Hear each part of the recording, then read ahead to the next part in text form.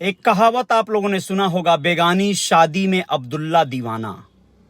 यानी इसका मतलब ये हुआ कि आप कभी कभी दूसरे की शादी है, ब्याह है या कोई पार्टी है, कोई भी रंग बिरंगा कार्यक्रम चल रहा है और उसमें बिना जान न पहचान मैं तेरा मेहमान वाली तर्ज पे आप घुस जाते हैं और खुद भी एंजॉय करने के चक्कर में पड़ जाते हैं, पार्टी मनाने के चक्कर में पड़ जाते हैं, अपनी सेख ही कई बार बघारने के चक्कर में पड़ जाते हैं।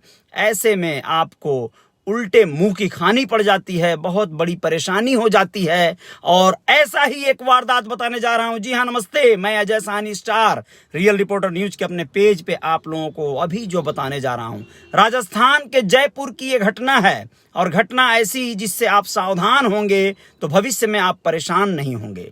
हुआ कुछ यूं कि आप लोगों को बताना जरूरी है। वंदे मातरम सर्किल मानसरोवर में रॉयल रिसॉर्ट है और वहां पर एक मामला होता है कि पहले मामला बता देते हैं या फिर पहले ये बता देते हैं कि राजेश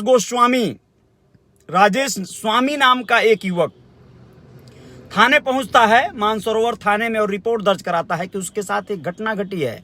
पुलिस वाले घटना सुनते हैं तो सोच में पड़ जाते हैं कि कैसे इसे मतलब अंजाम तक पहुंचाया जाए। युवक का सर फटा हुआ है और उसका दांत भी टूटा हुआ है। देखने से ही प्रतीत होता है कि उसके साथ भयंकर मारपीट की गई है। मारपीट कैसे हुई है वो भी जानकारी अब आप लोग ले लीजिए। रॉयल रिसोर्ट में शाम 6:30 बजे से 7 बजे के बीच में कल कुछ युवक और कुछ युवतियां जोरदार धमाकेदार पूल पार्टी कर रहे थे। जी हां, पूल पार्टी सुना है आप लोगों ने। पूल पार्टी क्या होता है? ये लोग पूरा खमस के जाम के शराब और नशे के खूब जो है अपना ड्रिंक श्रिंक करके युवक युवतियां पूल में नहाते हैं। स्विमिंग पूल में नहा रहे थे, डीजे बज रहा था, स्विमिंग पूल में डांस चल रहा था, एक दूसरे के साथ पूरी मस्ती हो रही थी।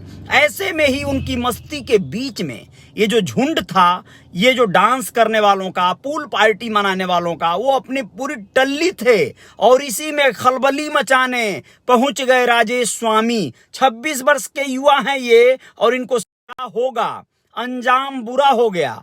हुआ यूं कि वो सारे के सारे युवक इन पे बिगड़ पड़े। पहले तो इनको पूल से भगाने के लिए धमकाने लगे और ये जब थोड़ी सी आनाकानी किए तो पूल में ही इनको पीटने लगे। पीटने के दौरान इनकी गर्दन पकड़कर उन लोगों ने पूल में डुबाकर मारने की कोशिश की, ऐसा राजेश ने कहा था। और वहां के होटल के कर्मचारी जब जुटे, किसी तरह दहरम बहरम करके बाहर निकाले, ये होटल से बाहर निकल गए।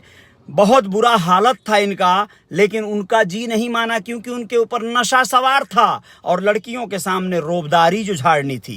फिर वो बाहर आए और इनको और भी पीटे। इस तरह से किसी तरह भाग कर वहां से इन्होंने थाने पहुंचकर ये मामला दर्ज कराया। अब आप लोग सोच लीजिए कि क्या ऐसा करना चाहिए था इनको, उनकी पार्टी में क्या जरूरत थी इनको टांग अड़ाने की। कोई और टाइम चुन लेते।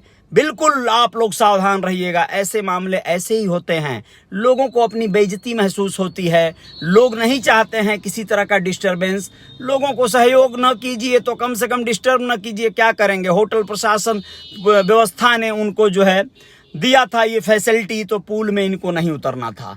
अब आप लोगों को मैं सीधे बताना चाहता हूं एक ऐसी खबर जो आप लोगों को और भी मारमाहत करेगी। दोस्तों, मामला है मध्य प्रदेश का। यहां पर एक मां अपने बेटे और बहुओं की राह तक रही है, लेकिन राह तकती भी कैसे, उसकी तो आंखें ही नहीं हैं, वो देख नहीं सकती है, वो अंधी है। उस मां को फिलहाल रैन बसेरा में डेरा जमाना पड़ा है, रहना पड़ रहा है। और कुछ महिलाएं जो वहां पर और हैं दूसरी रैन बसेरा में ही अपने इस समय वो लोग किसी तरह से गुजारा कर रही हैं। उन लोगों के सहयोग से ये टॉयलेट बाथरूम जा पा रही है।